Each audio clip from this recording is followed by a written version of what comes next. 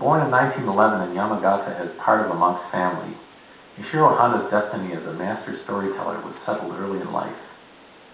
Fond of watching movies, he would often study the narrator of silent films and then return home to tell the same story in detail to his father, who as a monk never attended film.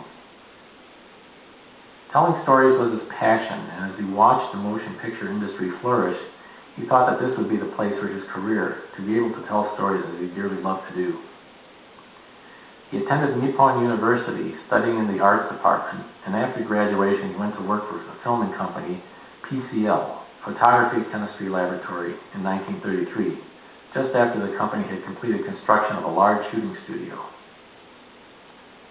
There he joined the assistant director program, working many times for Kajiro Yamamoto, and being groomed for the director's chair. At this time he met and befriended fellow program participants Akira Kurosawa and Senkichi Taniguchi. He married his wife Kimi, a script checker, in 1938, from whom he received professional support and advice throughout his career. Unfortunately, his professional development was interrupted over the next 8 years as he was drafted into the Japanese military for 3 separate stints. While in China near the end of World War II, he was captured and survived nearly a year as a prisoner in mainland China, eventually being released at the war's end. While a prisoner, he learned of the atomic bombings and Japan's surrender, and on his way home he was routed through Hiroshima, witnessing the death and suffering caused by the atomic bomb firsthand. Resuming filmmaking full-time upon his return to Japan, Honda worked in many places, serving as an assistant director for his friend Akira Kurosawa on Stray Dogs, and filming 2 documentaries. Honda joined Toho in 1951, making his directorial debut in the drama The Blue Pearls. The first film, which was made by the combination of producer Tanaka, director Honda, and special effects director Tsuburaya, was The Man Who Came to the Bay in 1952, the story of a man on a whaling ship, which starred Toshiro Mifune. 2 years later, Honda made his first special effects feature with Eiji Tsuburaya, the war drama Eagle of the Pacific, followed quickly by Farewell Rabaul. Akira Ifukube then joined their team, forming the creative triumvirate which would produce the masterpiece Godzilla in 1954 and a host of other science fiction films. From a career viewpoint, Toho began to channel Honda almost exclusively into special effects and science fiction. While being unable to pursue his own goals and fully express his own ideas, Honda never complained, and he worked in earnest to make any project he was assigned to his best.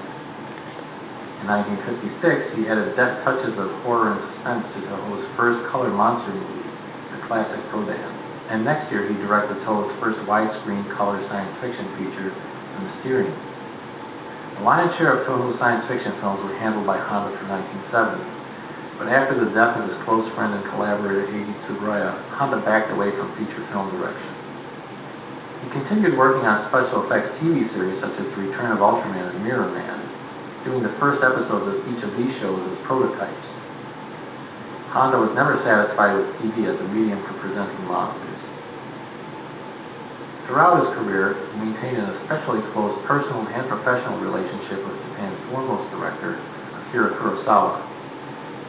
After his directorial swan song in 1975's Terror of Mechagodzilla, Honda remained active by working with his dear friend, acting as an assistant director for both Kagemusha The Shadow Warrior in 1980 and Ron in 1985. One of his career-long ambitions was to direct a film about a dead soldier returning to Japan, and it is quite likely that the tunnel sequence in Kurosawa's Dreams was the fulfillment of that ambition. When Kurosawa finally received an Academy Award in Hollywood to recognize the body of his work, Honda sent a televised message on behalf of the entire staff at Toho Studios to congratulate his friend. Altogether, he worked on 46 feature films before dying in March of 1993 at the age of 81. He was survived by his wife Kimi and both a son and daughter. Although his career ultimately became defined by his work on monster and science fiction films, Honda never felt embarrassed or regretful about this. In fact, he enjoyed working on these films a lot, though he preferred straight science fiction to monsters as it was the ideal place for him to express his optimistic view of world cooperation in the face of disaster. The appeal of his films owed a great deal to his approach to the genre of science fiction, disregarding the basic scientific impossibility of the story and treating the situation as if it were real. It was the only way to sell the audience on the film without having it appear as a kind of parody. Honda may have made many films which were basically regarded as entertainment, but he always tried to add something more, to make a statement. He was certainly a man of peace, as evidenced by his anti-war films like Godzilla and Atragon. Despite the subject matter of his films, he openly avoided adding horrific content, looking to maintain an appeal to all age groups. He recognized children were the main consumers of his films, but by not playing down to them and concentrating on telling a good story well, he could appeal to all ages, and this is no doubt a reason for the enduring popularity of his works. Professionally, Ishiro Honda was universally held in the highest esteem by both his peers and the people who worked for him. Even-tempered and sensitive to the needs of all around him, he was a favorite among Toho's actors, and especially the actresses who appreciated his gentle style.